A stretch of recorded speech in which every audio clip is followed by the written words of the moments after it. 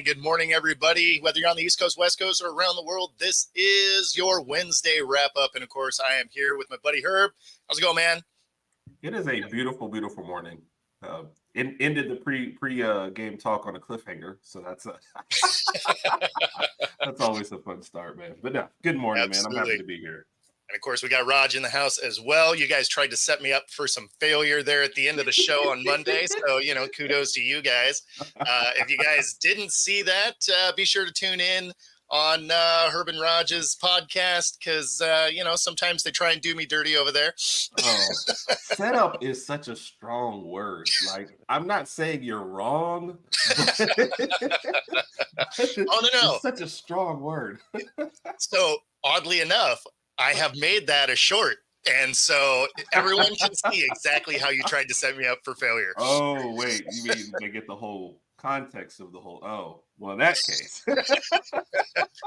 It's on tape. Oh, it's on tape. Oh, you can't argue. The tape don't lie. How's it going, Win? I'm not used to this being Win. Like this, so when people on Twitter and stuff like change their picture and stuff, I'm like, I need notifications before you do this because I can't keep up. Okay. When you change your name, same thing. Like somebody's gotta I need a list or something. It's tough on Twitter too, because their @ is never what their name is. Right. So you get so used to seeing somebody and they're like, oh yeah, I want to send them a message. And it's like, what's their @ And you're like, I don't know. It's nothing to do with their name. Nope, at all. So we got to start this off on just a bizarre, he's blaming it on sleeping meds, medication, yeah. But I mean, he was channeling his inner R. Kelly here. And so basically we have a former NFL player, Goster Chirillis, who originally was a first-round pick by the Detroit Lions back in 2008 and last played for the Bucs. So he's on a flight from Boston to Dublin, and I guess the medication did something to him. Definitely wasn't in his right mind because he ends up getting up and peeing on an elderly person. And they had to have been in enough shock to let him do it for 20 seconds, I guess. And then he ended up kind of hitting another elderly person as he was walking by.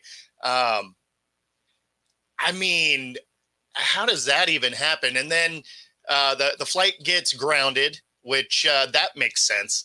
He gets arrested for disorderly conduct and the flight was delayed by, 4 hours or something. But talk about just a bizarre turn of events. Obviously, he acknowledges that he did all of these things because he, I guess, posted an apology on Instagram. Yeah. But wow. Yeah. He said the flight was delayed for 4 hours. It did not take off until after 12:30. In preparation for that, I took a sleeping medication I don't normally use, which resulted in a behavior that is not representative of my character. So where did that come from, though? Where, that's a heck of a sleeping med. Was the sleeping med crack? Because, right. Beyond, yeah. There's so many questions. We need to talk to your doctor. Immediately, I need that guy's name. He's going to hold his own press conference. Hey, nothing to do with this. Don't even know that guy. Never talked to him before in my life. I mean, how is that your first? I don't. Like you sleepwalking? Yeah. Is it so good you were sleepwalking? You thought that person was the bathroom? I don't. I don't know how any of these things happen, let alone all of those things. No. And it's the tag ex-NFL player that puts this show, out there. And oh my God, it's associated with this. But no.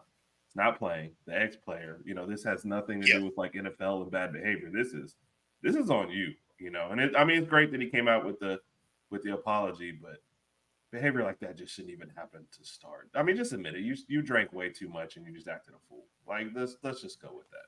Exactly. You probably never want to admit that, but that's what happened. Well, and I mean, and he probably did take a sleeping pill with alcohol. Yes. I'm assuming there was a fair amount of alcohol involved. Yes. Because, I mean, I've seen people on sleeping pills. Never seen anything like that happen. No. No. Maybe that's one of the weird side effects, right? They always talk about all the weird side effects. Like, I always like the side effect of worsening heart failure. Right. Heart failure? Because that means you died. So it's all about the phrasing. No. You don't die. It's just heart failure. that's right. When it fails, like other stuff happens. Yeah. But does that mean when you read the sleeping thing and you turn it around and you get the bottom, it says "may urinate on fellow passengers"? Like, is that one of the things that you mean, is that really a deal breaker? Right? Like if it said you were going to pee on yourself, you're like, right. That's probably not the jam. But if it's, if it's someone else, I guess it's okay. You're just like, well, I didn't get any on me. That's fine. That sounds like an other people's problem sort of thing. So. And what, this guy was a lineman, right? So, that elderly person isn't going to stop him. Wow. He's like, I'm not very happy about this, but all right. You got 10 seconds left, I guess. Right. That's just an awful, awful flight. That guy's getting free fights for life, I would think, or something. Imagine being that person. First off, you let it happen that long. I feel like, 5 seconds into that, you probably be like, oh, hey, let me get up out the way here. Yeah.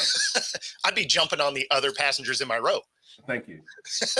Right. He'd have got a punch right to the, nether regions. Well, I guess it depends on how old the person is, but still, yeah, true, like I get the first couple seconds of just being in shock. Right. You just be like, what is happening? But I feel like, seatbelts on airplanes aren't super sophisticated. You'd probably be able to like pull that tab and get out of the seat. He's going to be the subject of the next press conference. Hey, man, what? Why? What happened? Like 20 full seconds? Why were you hanging out? And my third question is going to be who was sitting there timing the whole thing. Right? Well, I'm surprised there wasn't video actually. Like if dude was out of his mind like that, and as many phones as there always are just out, I'm surprised there wasn't something. And maybe there is. This is a story that just happened, so maybe that video is coming out. Jeez, this is an awful story. It's just. It's funny, but yeah, that's what I'm saying. I need you guys to do better. Yes. See, this is why we never know what people's handles are. Twitter name, 2 iTunes name, and email. Yeah. I can't keep up. I'm too old. Too old. All right. So we do have the story that your brother will be interested in. Yeah. And of course, that is Tua calling out Brian Flores, and he was on the Dan Le Batard show. And we do actually have that clip. Now, obviously, you can go watch that entire interview. But for our segment today, let's see, where is my clip?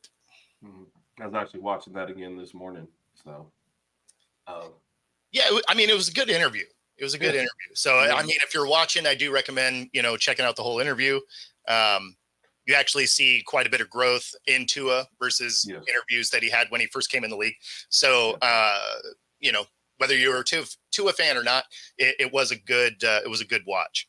So, let's see.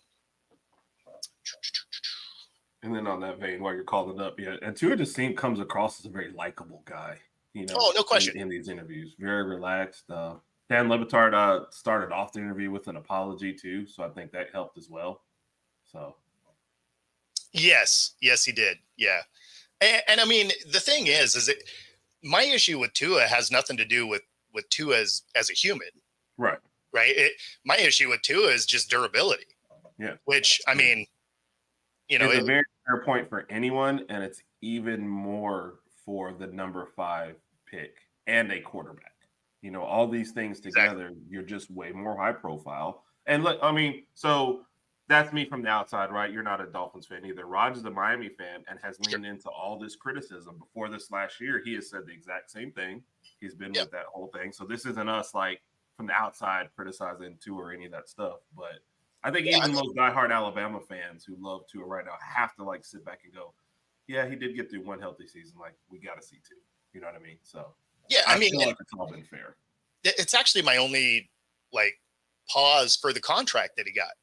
Right. I mean, if he would have had a couple of seasons like last year, I wouldn't have thought twice about it. Be like, yeah, pay that guy. Makes sense. Right. Like, do I think he's the best quarterback ever? No. Do I think he works well in that system? Absolutely. Right. So, yeah, sure, you pay that guy. But having a guy that was injured through college and up until last year in the pros, man, it's tough to want to do that. So, again, my thing with him has nothing to do with him as a human. Because, I mean, again, when you watch him, he's a very likable guy. Yes. But so here is that clip anyway. Are you surprised that Mike McDaniel told us that you're the most accurate quarterback he had ever had? Probably not. I would say probably not. No. Can you explain to us, last question before we get you out, can you explain to us the difference in practical terms between having a coach who did believe in you the way that he did and the difference between that and what was happening with Flores? Yeah. Well, to put it in simplest terms, if you woke up every morning and I told you you sucked at what you did, that you don't belong doing what you do, that you shouldn't be here, that this guy should be here, that you haven't earned this right, and then you have somebody else come in and tell you, dude, you are the best fit for this. Like, you are accurate, you are the best whatever, you are this, you are that. Like, how would it make you feel listening to one or the other? You see what I'm saying? And then you hear it, regardless of what it is, the good or the bad, and you hear it more and more, you start to actually believe that. I don't care who you are. You could be the president of the United States. You have a terrible person that's telling you things that you don't want to hear, or that you probably shouldn't be hearing. You're going to start to believe that about yourself. And so that's sort of like what ended up happening. And it was, I mean, it's basically been 2 years of training that out of not just me, but a couple of the guys as well that have been here since my rookie year all the way till now. So, I mean, that is bad in another way, because it wasn't just him being in his ear saying he's terrible, but that means it was getting around the locker room. Right. Like, that doesn't help your team get better at all. Obviously, some of that I think is attributed to the fact that Tua was kind of forced on Brian Flores. Right. That was where I was going to start with. Yep, for sure. Yeah, like he didn't want him to begin with. They were winning with Fitzpatrick, right? Mm-hmm. They were going to go to the playoffs, and then he gets force fed Tua. It wasn't a great start. And not only that, he wanted Justin Herbert. So if he was going to pick one of those two, the guy who was right after him, and so that and I mean that's just for context. That's like. That doesn't, not me saying, what he's saying is right or doing right. Oh, no, it doesn't excuse it at all. Yeah. But yeah, for context, he wanted somebody else. And like, I'd actually forgotten the Fitzpatrick part. I'd focused on the Herbert part. So didn't want any of this, and he gets the guy. So that's definitely where it started. Yeah, I mean, because that was really the beginning of the end for Ryan Fitzpatrick, who was absolutely killing it that year for Miami. Right. So, I mean, there was a lot of things that didn't go well. But then this is probably the worst part about it is, let me see here,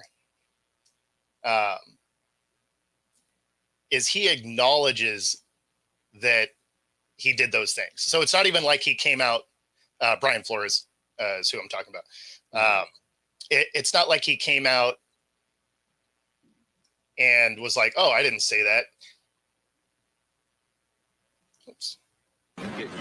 Look, I'm human, so that hit me in a way that I wouldn't say it was positive for me, but at the same time, I've got to use that and say, hey, how can I grow from that? How can I be better? That's really where I'm at from that standpoint.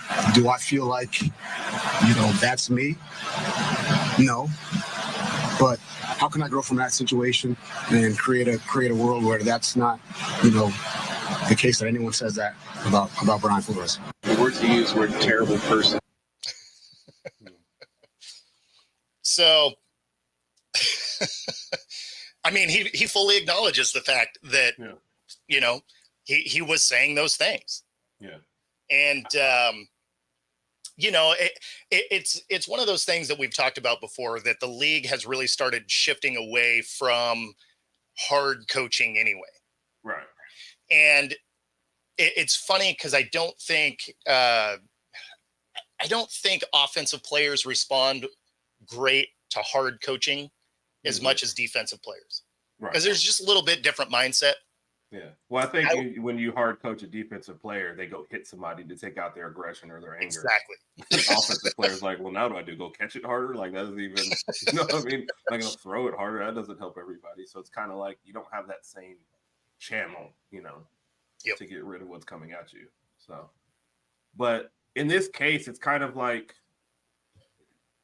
there's a line, I guess, between hard coaching, I guess, and just like berating a guy, you know, and it just feels like there was no constructive, you know, in the coaching. Like, hey, I want you to throw it better versus, hey, you suck. You know what I mean? Like, it didn't seem like there was a coaching aspect to it. And I think that's what kind of got to too. Because, I mean, he was under Saban. So Saban was not easy on him, I imagine, at all, you know? So I can't imagine that he never had any hard coaching, but there's got to be some kind of positive reinforcement somewhere in there, especially for your offensive players. So, to Flores' credit, though, man, watching like the interview from like the start too, he does come off, man, is like not the villain of the whole thing. You know what I mean? Like his presence in there and his demeanor, like, you know, he comes off as kind of likable, and he didn't shy away from this. You know, the timing of it, I agreed with him kind of towards the end. Like, you know, they're getting ready for their first game. You know, preseason wrapping up, they're getting for the first game. This is one of those, like, had it happened in June, yeah, we can all talk about it. Let's get a meeting. But I was like, guys, I got a game in a couple weeks. You know, like this is a very random subject to come out of nowhere for him, I would think. So, not that it excuses everything, but timing is everything when you have these stories. Yeah. No, I mean, obviously it's a bad look. And it's probably, I'm guessing that Tua wasn't even necessarily trying to throw him under the bus. Right. Right. It's just kind of how it came out in that conversation. Right. Well, it was a very specific question that said, it was, hey, compare your coaches. You know, exactly. So like, what are they supposed to say at that point, you know? Yeah. And I don't know if he was prepped beforehand on that, but it was a very specific, hey, tell us what you like and don't like kind of thing. So. Yeah. Well, and I mean, talk about a wildly different coaching style between the two anyway. Like even without the way this was presented, it was, you know, when you watch the way Brian Flores would coach versus McDaniel, like it so different. Yeah. So, I mean, sometimes it's just that. Yeah. Yeah. When I imagine for McDaniel was part of the interviews, you know, when they were searching for the next coach, hey, Tua is our quarterback. What can you do with him? You know, versus like Flores, I just don't want to at all. So, you know, and if you watch the whole interview, so when the story came out and you see the clips and you hear it, you're thinking, oh man, they had an interview trashing Flores. No, it was like a whole long interview about all this other stuff, and it ended on Flores. So it wasn't like the story's read like Tua just came out one day and go, man, I hated Flores. I love McDaniel, you know, and that's like not how that whole thing went at all. And like I said, again, I don't know if he was prepped on it. I don't know if they knew that's where it was headed, but it just kind of, everyone's going to ignore the whole rest of like the 18, 19 minutes of that interview. And this is now the story, you know? And I don't even know if Tua anticipated that. No, and that's why I said, like, I don't think he meant to throw him under the bus. I think it was just the way the question came about. But, I mean, at the same time, you are kind of curious because it did end weird. Yeah. So, I mean, it ended with Flores, you know, with the lawsuit, right? So, I mean, like, it became a very weird situation. Yeah. So I think some of that might also have led into some of that hard coaching towards Tua as well. Is, you know, he was having a winning season. He was forced to put a guy in he didn't want to. And it ultimately was leading to him getting fired because you weren't producing when he was producing prior. Right. And so, like, I actually kind of get some of the frustration that Flores would have had. Again, I don't excuse any of it. Like, obviously, that's not a great way to coach anybody. But, I mean, at some level, you're the coach, right? And if you're handed the players by the GM says, hey, we need these guys, then you got to figure out a way to get your guy ready.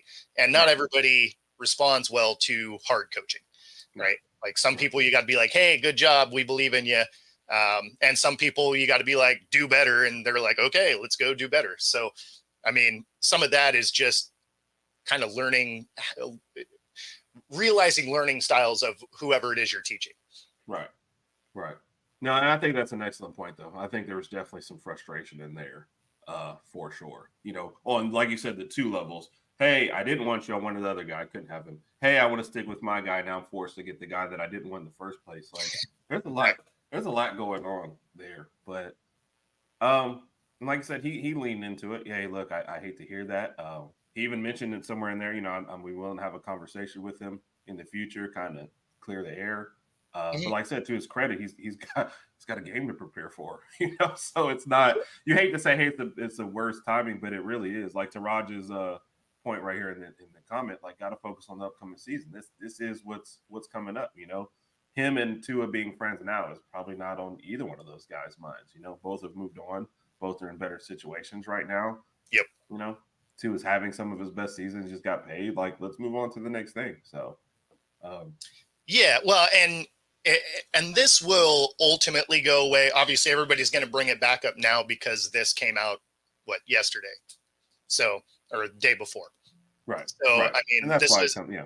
Exactly. It's a brand new podcast that was out. So that's the only reason it kind of brings it back up. Because had this not, I don't think anybody's bringing up Flores anymore. No. Like, they're all in better spots. And, you know, this team, you know, Miami is producing for they're producing wins. And so everybody's just kind of moved on. Had it been the other way around, where McDaniel comes in and they fell flat, then Flores conversation comes up a lot, right? Because then it's like, okay, they got guys they didn't want. Now the next coach isn't doing very good. Wait a minute. Oh. Man. Really? Where do you even come up with this stuff at? I'm Flores. You know, I can shine without him, but I'm stuck with and manager fires. Raj out here just choosing violence this morning. I mean, you know, it's 8:23 in the morning. We can't even get to the 9 o'clock. Love you too, bro. Love you too.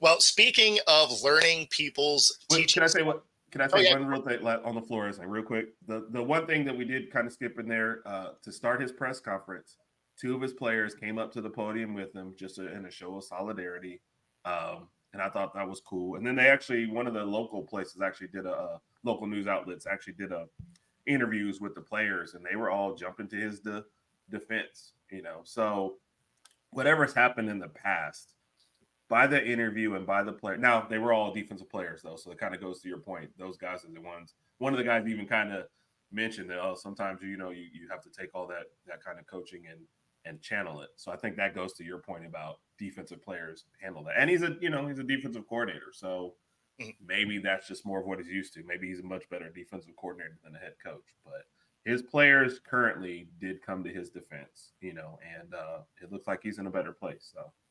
Yeah, well, and everybody move forward.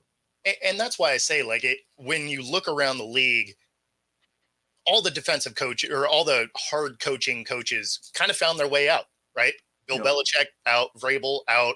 A couple of the guys that are harder coaches either ended up as defensive coordinators like Flores, or they ended up going down to college ranks, or, they've kind of found their way out of those head coaching positions. So even in the defensive coaches that are head coaches now, they're not the hard-nosed coaches, right? They're still more of what's viewed as a player's coach. Right. And so that's just a shift in the NFL. And I think that has more to do with the shift in the kids that are playing, right? Like it's just the new generation of players don't respond well to that type of coaching.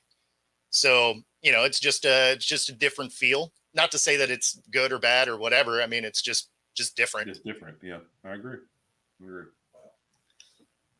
But I yeah, know as far as teaching, we finally hear something out of Pete Carroll.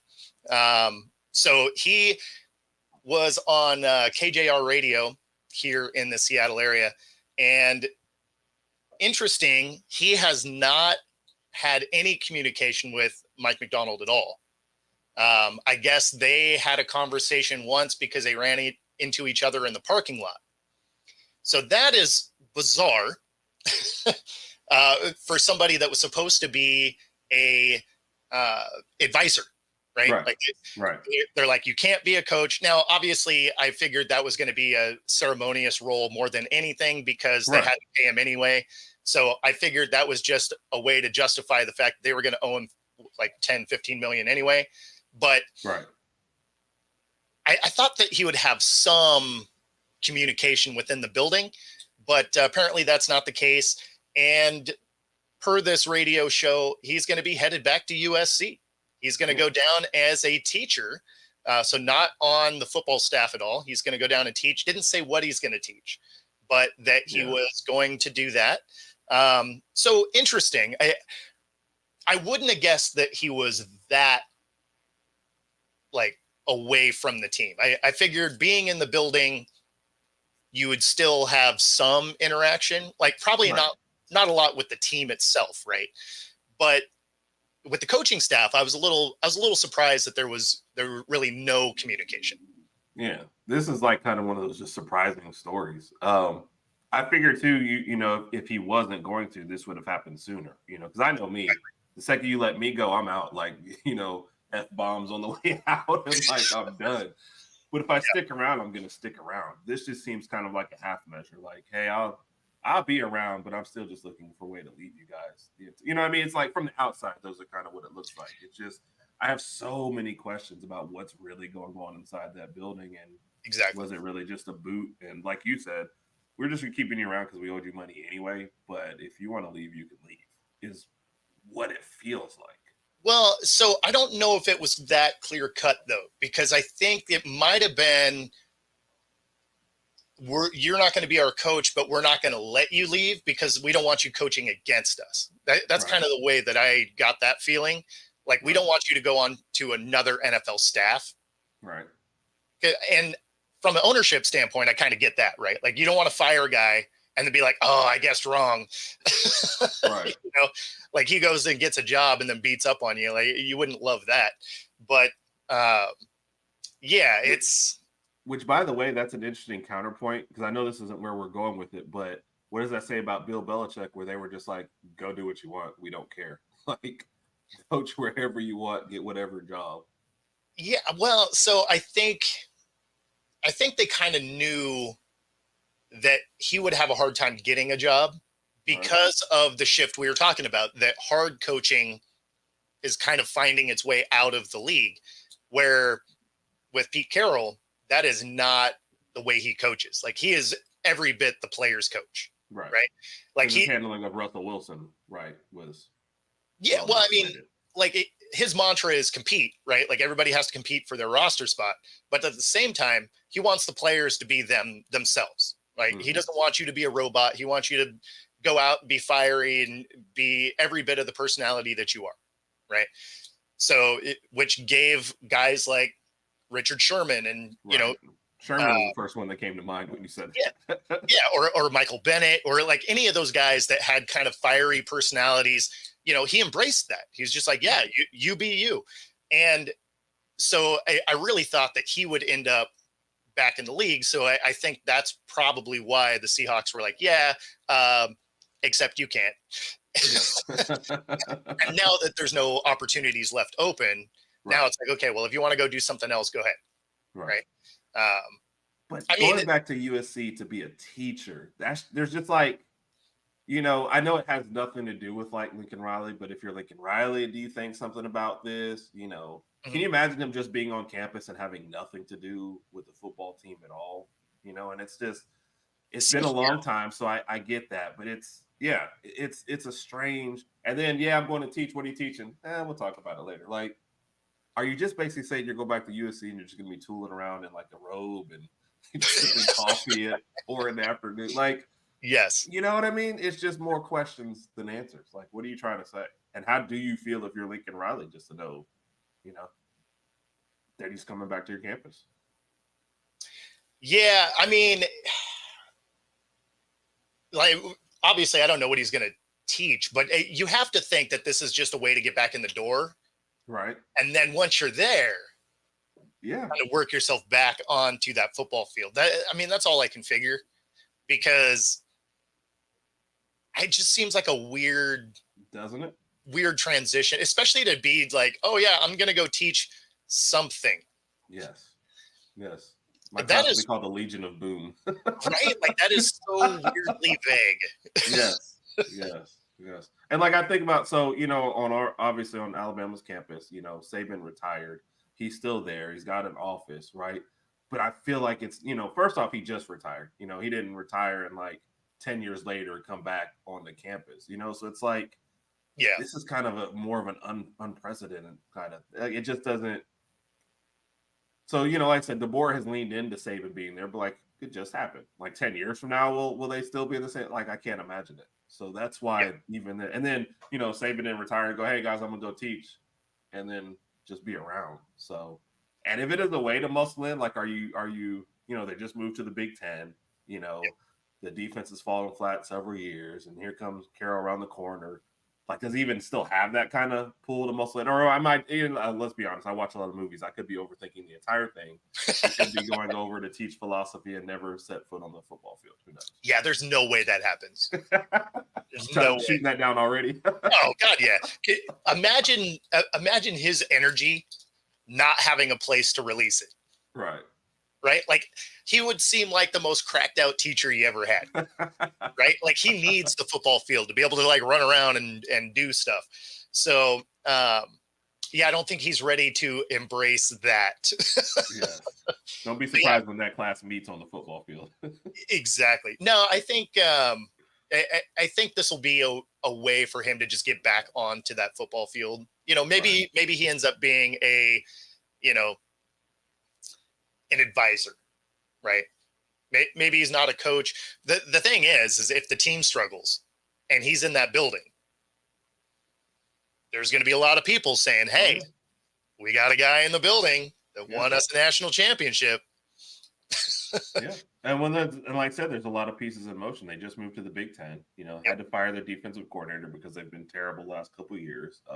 Your Heisman Trophy winning quarterback has just left. You're known for offense, but you're slotted in like maybe 5th or 6th at your league just to start already.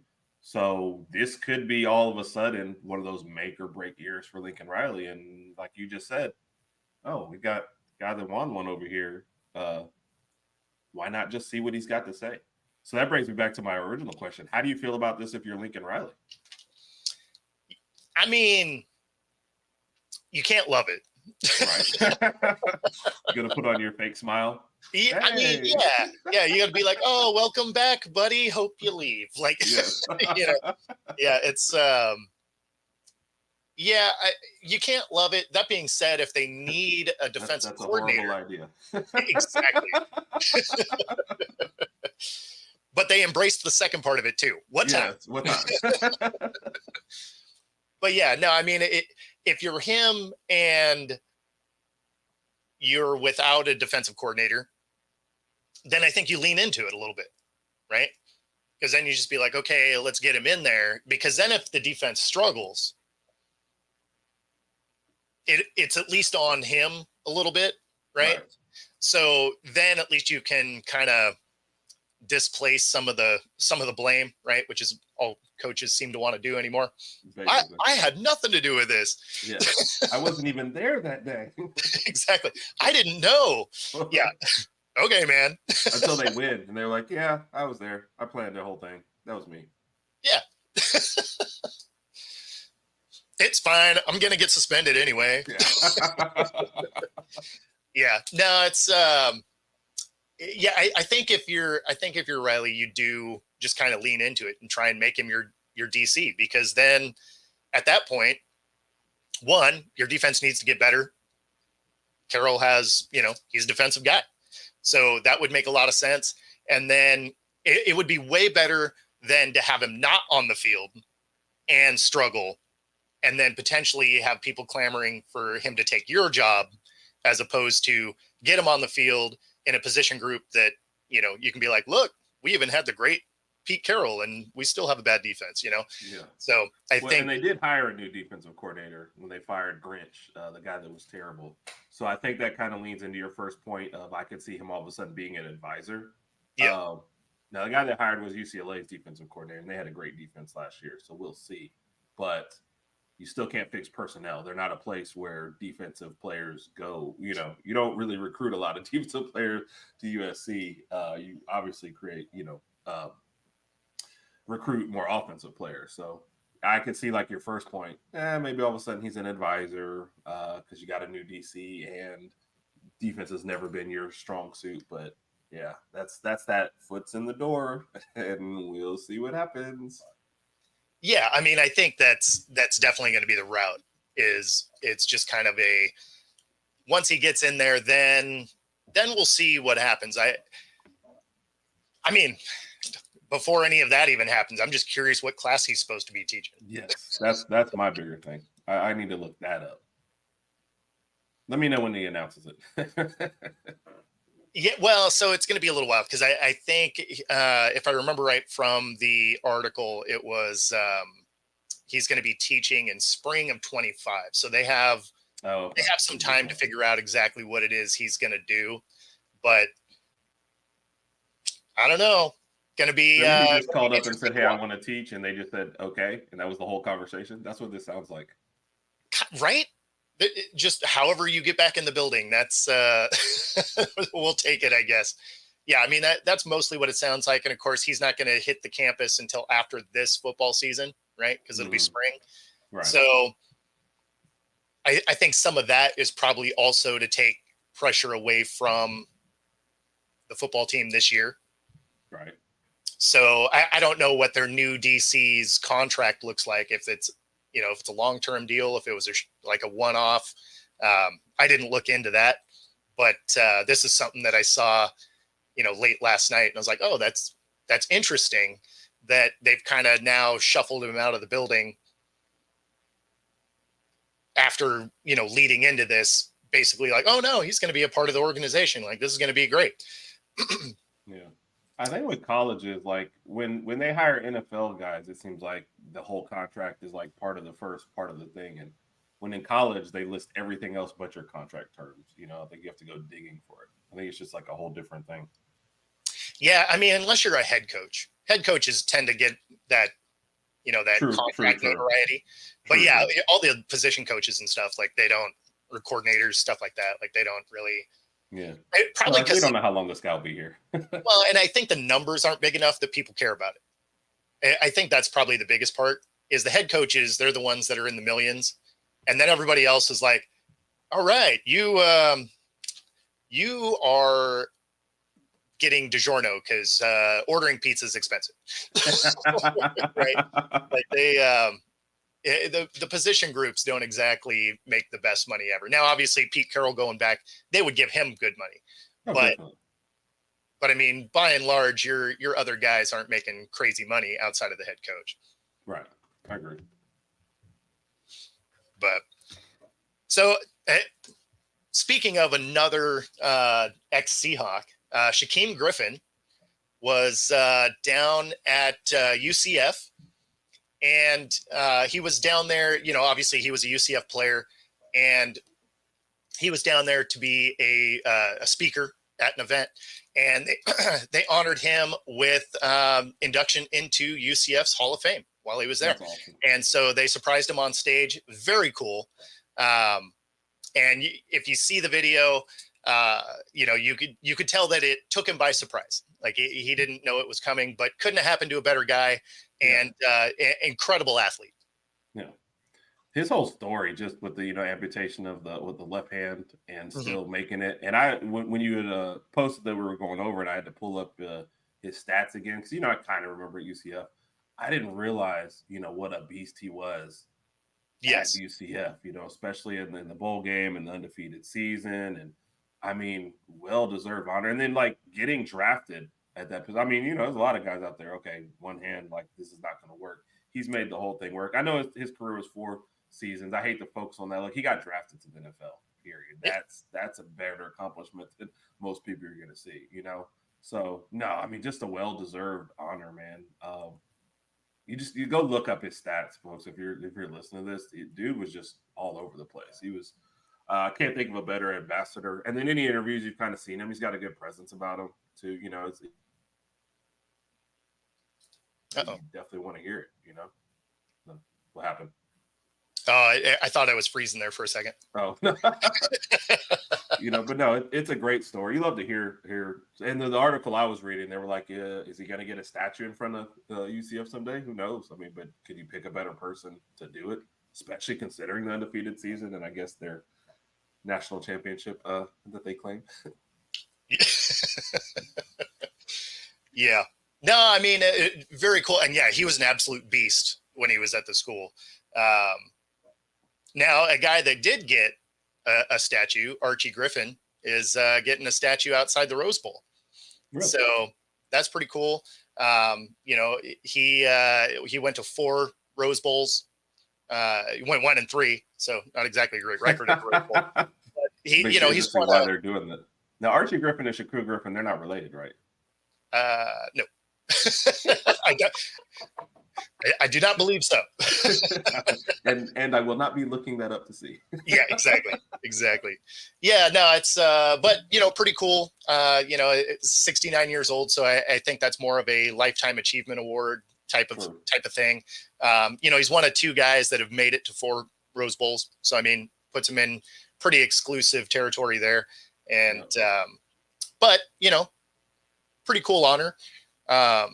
Yeah, and especially at a time when like the Rose Bowl is kind of no longer the Rose Bowl anymore. You're not going to see that matchup is gone. Part of the playoff now, and even if the Pac-12 have survived, it's more of the playoff thing now. But now the Pac-12 is not even there, so Rose Bowl is not really the Rose Bowl. So this is kind of one of those last things that you'll see honoring what it was in one of those statues. So yeah, I mean, I think that's kind of what it was, right? Yeah. Is it's just sort of the death of the finishing touch of the Pac-12.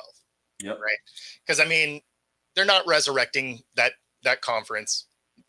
Basically, Oregon State and Washington State are going to take the last bit of money over the next 2 years, and then they're going to fold up shop and go somewhere else. Yep. I mean, because there's no benefit to try and build it. Every other conference that has the thought of potentially blending with it, like if you're going to do the Mountain West or anything like that. I mean, what's the Mountain West bring? Boise State? Right. And that's it. That's it. Right. Like nobody else is a top tier school. So like, does winning the Pac-12 even matter anymore? Not really. Mm-hmm. Now that you lost your seat at the table. So it's kind of like you said, if they rebuilt it, where are you getting? You're still in that group of 5. You're almost better off joining the Mountain West and trying to win that, and getting your playoff spot versus trying to make the Pac-12 back into one of the big boys again. So, well, I mean, re-invite everybody back in. Yeah, that's the thing is you're never going to be able to do that, right? Like it's a wrap. We're solidly on the way to the 2 super conferences. I would imagine at some point the Big 12 ends up, blending into either the Big 10 or SEC or something. Because I mean, in fact, I would imagine the ACC does the same thing, right? Yeah. Like over time, it'll be 2 conferences. Yeah. Well, 2 of their biggest football brands right now are trying to leave in the ACC. So exactly. That's not good. And actively trying to leave. So yeah, I mean, they're only still there because they were getting sued. Yeah. Yep. So it's a bad look.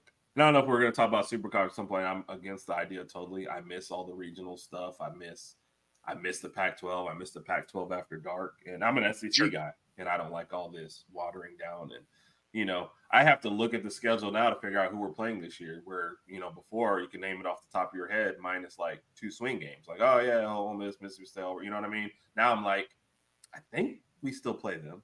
I I think these people are still on our schedule, but otherwise you have like no idea. So it's I'm old and crotchety, man. I don't like change like this much. No, I mean, there's a lot of history to college football that is going away, but at the same time, it's not really college. So it's not really college football, and then he'll be back in a second to finish that thought. I do like the tradition of college football, though. So I knew it was coming. I knew it was coming. Yeah, no. So it's not really college football anymore. I mean, it's pro sports at this point. It is, right? It So is. I mean, it's the worst version of it, though, with the way they've taken free agency to a whole new level with what college football does. It's not even Yes. like NFL terms, you know. Yeah, no, especially because you know, at least in the pros, there's a time limit on trades and, you know, things like that. Whereas in college, I mean, you can be in the middle of the season and transfer portal opens back up. Yep. Yep. I don't even know why there's spring games, Yeah. because you I have know why. I mean, you have 2 more times of transfer portal. Everybody that played in that game may not even be on your team. Well, so what the spring game now has become the, hey, coach, this is your last chance to show me that I should stay here. So we'll see what playing time I get and what plays you call for me, and didn't like it. Or, hey, this is my last chance to showcase myself before I jump in the transfer portal next week. So yeah, true. The transfer portal closes, like, I think for the last spring game, it's a week after the last spring game, usually. Whatever the last one is. You know, now if you have your spring game earlier, obviously you've got more time. Yeah. But I know for Alabama, I want to say 2 years ago, the transfer portal closed like the week after that game. Anyway, the point being, yeah, the guys showcase themselves a little or try to see, because I know there was a couple of guys in Colorado that entered the transfer portal right after the game ended. So, yeah, that's all they're doing. But like I said, it's even worse because, like, right now the guy plays at your team, and we had several instances of this. Insiders know guys that were called like right after the Michigan loss, like, hey, you know, here's how much money we're offering you to go. That doesn't happen in the NFL. If I've signed a 3-year contract, after year 1, nobody's calling me to go, hey, man, if you just leave your team, you can come over here and just sign with us. Like, no, you signed the 3-year, you're still stuck there.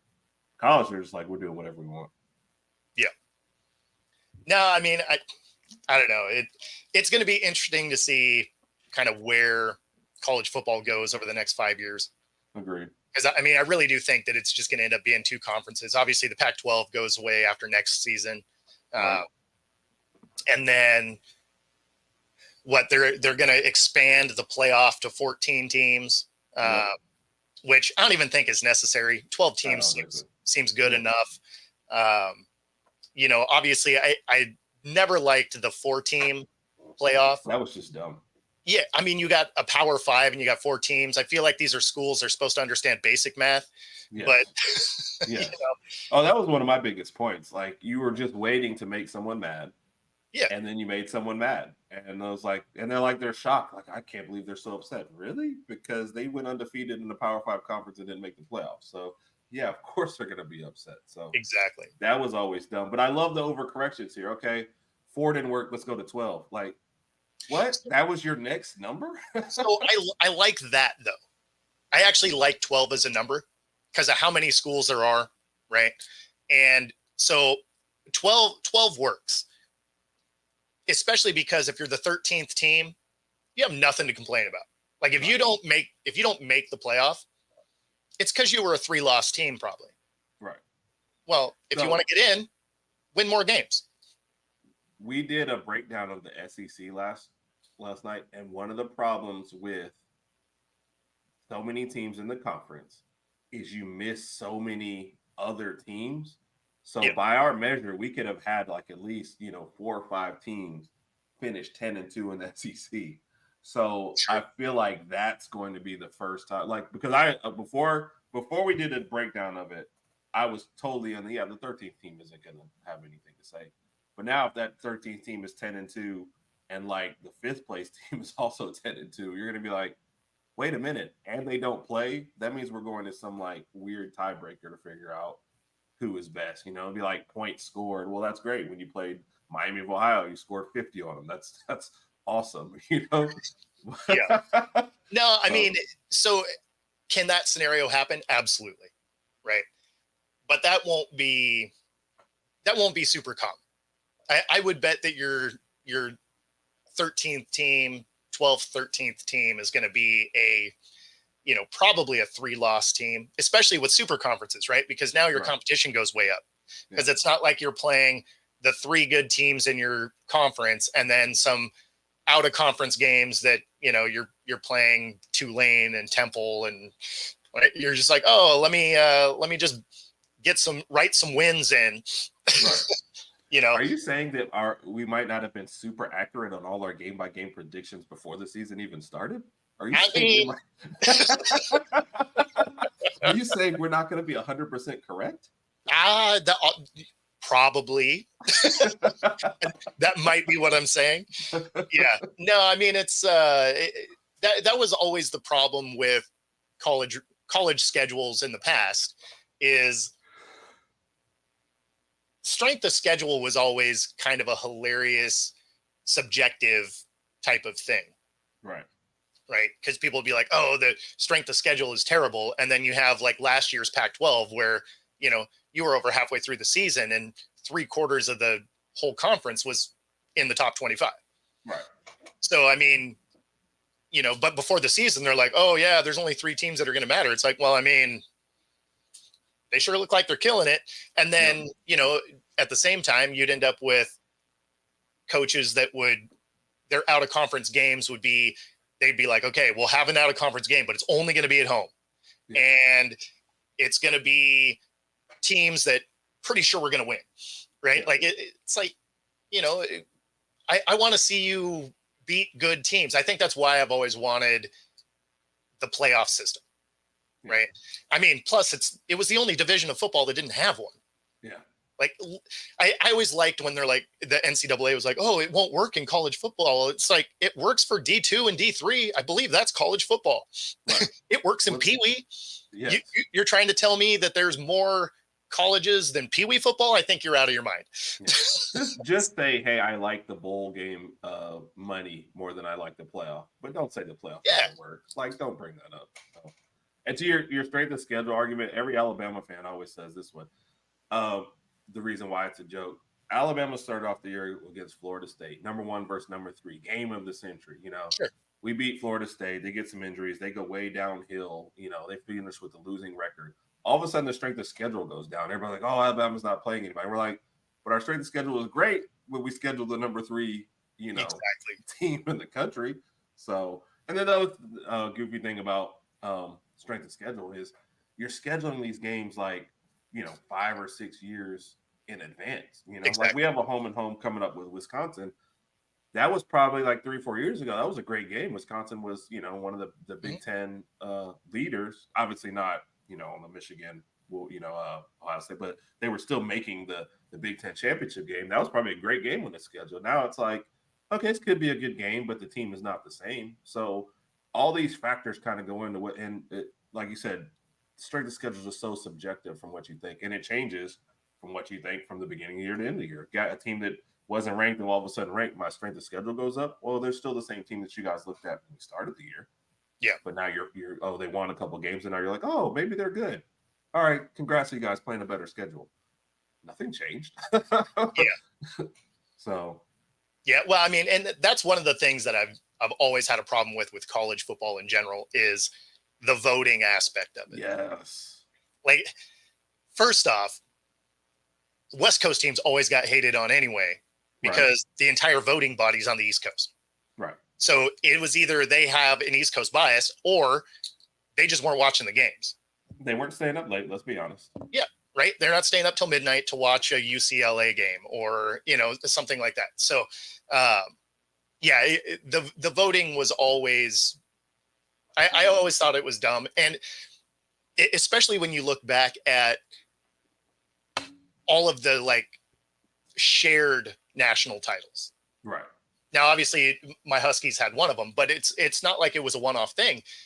NCAA did that a bunch of times. They're just like, oh, we don't know. I guess you guys can share it. Like, what is it? Last thing I want to do is a tie. I hate ties. Yeah. That's why I don't watch soccer. They're the worst. I don't want to see an entire season go by and be like, yay, up top, we both get a trophy. Like, I would rather I want a win winner. or lose in that situation. I don't want to like share a trophy, be like, oh, we battled out and I guess we both are winners. Like, I Yeah. don't know. I'm a little too competitive for that, I guess. And I agree with you. The biggest thing you can tell that voting is a sham is we start off with a preseason top 25. We haven't seen these teams play games. Now, look, Georgia's number one. Do they deserve? Yeah, I think they're the most, best team in the country. But Sure. what do those rankings actually mean? Especially once you start getting to like the 10 through 25 range, you guys are just guessing. You have no idea. But it shapes your perception of. That's why every year they're like, oh, can a team from outside the 25 make the playoff? Top 25 make the playoff? Of course. So you're behind the 8 ball though, because it's just tougher to get in. You're behind the 8 ball because of what a number that somebody made up before the season started. So it's tougher, So like to our other example, if you're outside the top 25 and you lose 2 games, or if you're ranked number 9 and you lose 2 games, that number 9 team has probably got a great chance of still making the playoffs at 10-2 versus you not making it because of where you started and because what somebody looked on your roster and said, I don't think this is a very good roster. They're ranked number 31 to start the year or something like that. So yeah, especially the preseason rankings. I'm with you. It's like they make absolutely no sense. They're like there to sell games. Some of the schools you get because you're like, okay, I saw a lot of this team last year, got a lot of returning stars, but on the teams that really got gutted, but they're just like, oh, they're Alabama, they're always going to be good, or whatever, right? So like you guys could have had a completely decimated team. Like if you guys went through the same thing Washington did, right? Washington's on the outside of the 25, which they should be. If Alabama did it, you guys would be ranked like 18. Right. Right. In the same scenario, no coach, no players, like everybody was like, I'm out. But they'd be like, oh, it's Alabama. They're top 20 for sure. Right. And that's like we climbed into like the top 5. Sorry, I mean to cut you off there. No, you're good. And I'm looking at it and I'm going, why? Can't we just stay slid down? It's fine. We're going to have plenty of big games, chances to prove ourselves. Like I'm good with the lower rating. But like that last ranking, you jump up like, 4 or 5 spots, depending where you're looking. I'm thinking, why? Like you guys haven't even seen anything yet. So no. Flat plays Florida State. Oh gosh. Right on. We always bring up that one just because the perception of that game changed because Florida State ended up bad. And we're like, yeah, because we beat them up and their season kind of went spiraling. But sure, don't forget what you guys said before that game started. Game of the century. And then Alabama doesn't play anybody. I'm like, which one is it? Well, and that's the problem with the voting, right? I mean, that's like, during the season, I'm sure we'll do power rankings of teams. It's subjective. Yes. Right? Because especially early on, you're going to be looking at how that team produced last year because you just don't have enough film of the current year, right? So you'd be like, oh, that was a playoff team last year. That game matters. And then, halfway through the season, you're like, oh, you know what? I guess that game didn't matter because that team is going to try and put the number 1 pick. Right. So, I mean, it is subjective. It's hard to do, which is why I don't like that the playoff was predicated by it. Yeah. Right. Like I want to see records matter. And, if Florida State being held out, being undefeated showed us anything, his records didn't matter. Yeah. So that was probably my biggest problem with it and why I like that the playoff is going to be there, because then at least the people being held out, there's no way the 13th guy is also going to be undefeated. Yeah. So will it be subjective? A little bit, but at the same time, win more games and you're in. Yeah. Yeah. And your top 4 are conference champions. So you're getting the best of the best there already. And then, everybody else might be fighting for those other spots, but you know, when you're conference, you don't really have that big argument, I would think. Yeah. Well, and that's really my whole thought on it. But that does get us to the top of the hour here. Appreciate everybody tuning in. If you're on YouTube, be sure to like and subscribe. If you're on Roku, stay tuned for the next hour. Other than that, we will see you all next week.